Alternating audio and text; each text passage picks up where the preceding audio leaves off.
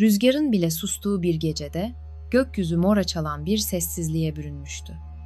O gece Olimpos'un doruklarında tanrılar toplanmıştı. İnsanlar ateşi çalmış, tanrıların sırlarına yaklaşmıştı. Ve işte o gece tanrılar karar verdi. Bir hediye göndereceklerdi. Ama bu hediye aynı zamanda bir sınav olacaktı. Demirci tanrı Hephaistos, ateşin içinden bir şekil çıkardı, gözleri sabahın ilk ışığı kadar parlak ama içinde geceyi saklayan bir varlık, Pandora. Zeus onu görünce gülümsedi. Çünkü onun içinde insanlığın en büyük merakını saklamıştı. Bilmek isteği. Tanrıçalar onu güzellik, zarafet ve sesle donattı. Ama tanrıların en bilgesi olan Athena bir kutu uzattı Pandora'ya. Karanlık, ağır, mühürlü bir kutu ve sadece bir cümle fısıldadı. Ne olursa olsun açma. Pandora o an anladı. Kutunun ağırlığı ellerinde değil, kalbindeydi. Günler geçti. İnsanlar Pandora'ya hayran kaldı. Onu bir mucize, tanrıların lütfu sandılar. Ama geceleri kutu konuşuyordu.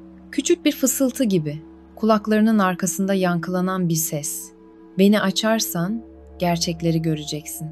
Pandora ne zaman o sesi duysa kalbi hızla çarpardı. İnsanlar ona ışığın kızı derdi ama kendi içinde bir gölge büyüyordu. Merak, o görünmez ateş. Bir sabah, gün doğmadan önce Pandora kutuyu dizlerinin üzerine koydu. Parmakları titriyordu. Kapağın üzerindeki mühürler sanki nefes alıyordu. Ve o an bir ışık patladı. Ne gökyüzü ne yeryüzü bir daha eskisi gibi olmadı. Kutudan çıkanlar sadece karanlık değildi. Kıskançlık, hırs, acı, gözyaşı. Ama tam kapanacakken içeriden bir ışık süzüldü. Küçük, solgun ama sıcak bir ışık. Umut. Pandora o ışığı ellerine aldığında dünyada ilk defa pişmanlık diye bir şey doğdu. Ve tanrılar gökyüzünden baktığında Zeus bile sessiz kaldı. Çünkü o an insanlık başlamıştı. Sabahın ışığı o gün dünyaya dokunmadı. Gökyüzü gri, rüzgar sessizdi. Kutudan salınan karanlık, insanların kalplerine sinsice dolmuştu. Kıskançlık kardeşi kardeşe düşman etmiş, açgözlülük dostluğu eritmişti. Ve o gün insanlar Pandora'ya baktılar, sanki tüm kötülüklerin kaynağı oymuş gibi. Köyün meydanında toplanan kalabalığın gözlerinde öfke vardı. Pandora'nın yüzü rüzgarda bile ürperen bir yaprak kadar sessizdi. Kimse dinlemedi onun "ben istemedim" deyişini. Tanrılar susmuştu. İnsanlar bağırıyordu. Ve böylece Pandora yalnız kaldı. Bir ırmağın kenarında oturdu, suya baktı. Yansımasında tanrıların hediyesini değil, bir yabancıyı gördü. Ellerindeki küçük ışık, o umut hala sönmemişti. Minicik bir kıvılcım gibi kalbinin ortasında yanıyordu. O an Pandora bir karar verdi. Kaçmak değil, kurtarmak. Madem kötülük benden doğdu, o halde iyiliği de ben büyüteceğim. Ve böylece Pandora yolculuğuna başladı. Sisli dağların arasından geçti, karanlık ormanlardan yürüdü. Her adımda kutudan saçılan kötülüklerin bir izine rastladı. Bir köyde insanlar birbirine sırtını dönmüştü. Başka bir yerde çocuklar korkudan gülmeyi unutmuştu. Pandora, yanına aldığı küçük ışıkla her yere dokundu.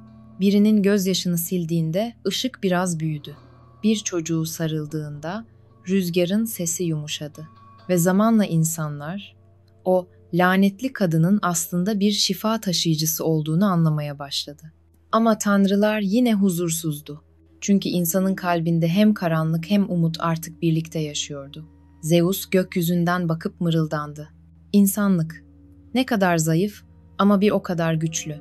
Ve işte o anda Pandora'nın gözlerinden bir damla yaş süzüldü. O yaş yere düştüğünde ilk defa insan sevgisi toprağa karıştı.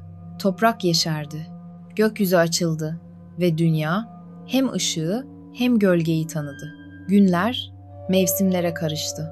Pandora, insanların arasında gezdikçe onların acılarını, umutlarını ve dualarını duydu. Artık her kalpte o kutudan taşan bir iz vardı. Ama fark etti ki insanlar kötülüğün içinde bile bir iyilik tohumu taşıyordu. Bir sabah dağların doruğunda yürürken gökyüzü aniden karardı. Yıldırımlar yeri titretti, rüzgar göğü ikiye böldü. O an tanrıların sesi yankılandı. Pandora, kutuyu açarak dengeyi bozdun. İnsanlara acıyı getirdin. Şimdi sonuçlarını görmenin zamanı geldi. Gökyüzünden inen bir ışık huzmesinde Zeus belirdi. Gözleri bir şimşek kadar parlak. Ama içlerinde bir yorgunluk vardı. Pandora başını kaldırdı, korkmuyordu artık. Ben kutuyu açtım. Evet, dedi. Ama siz beni merakla yarattınız. Benim suçum değil, sizin sessizliğinizdi. Zeus sustu. Çünkü o anda ilk defa bir insan Tanrı'ya karşı konuşmuştu korkmadan, yalansız. Fırtınanın ortasında Pandora'nın elindeki küçük umut ışığı parladı. Zeus o ışığa baktı ve fısıldadı. Bu nedir? Pandora gülümsedi. İçinizde unuttuğunuz şey. İnsanların hala inanabildiği tek mucize umut. Gökyüzü sessizleşti. Bulutlar arasından bir damla ışık süzüldü ve Pandora'nın omzuna kondu. O damla Zeus'un gözyaşıydı. Çünkü tanrılar bile insan olmanın ne kadar zor ama ne kadar güzel olduğunu ilk kez anlamıştı. O gün gökyüzü ağladı ve her damla yağmur toprağa umut olarak düştü. İnsanlar o yağmurda yıkandı, yeniden doğdu. Artık kutunun laneti değil, hikayesi vardı.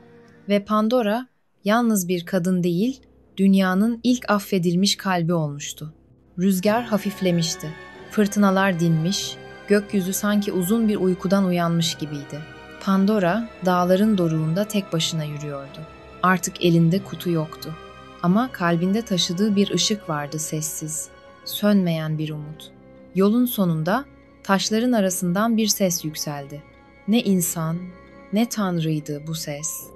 Bir yankı gibiydi, kadim bir hatıranın içinden gelen. Pandora, kutuyu neden açtığını biliyor musun? Pandora durdu, gözlerini kapadı. Karanlıkla aydınlığın arasında bir çizgide duruyordu sanki. Meraktan, dedi. Ama merak sadece bilmek istemek değilmiş.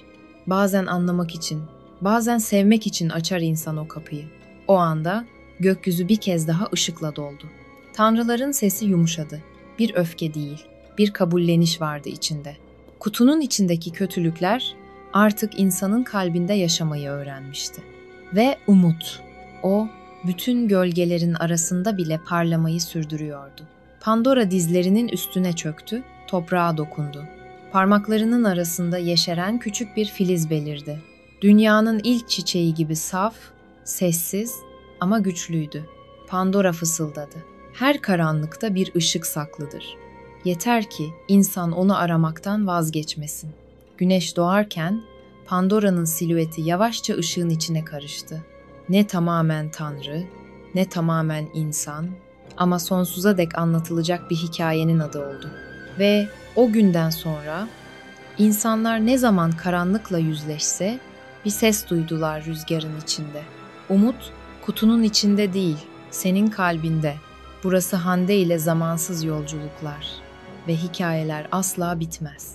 Yeni bir zamanda, yeni bir efsanede görüşünceye dek hoşça kalın.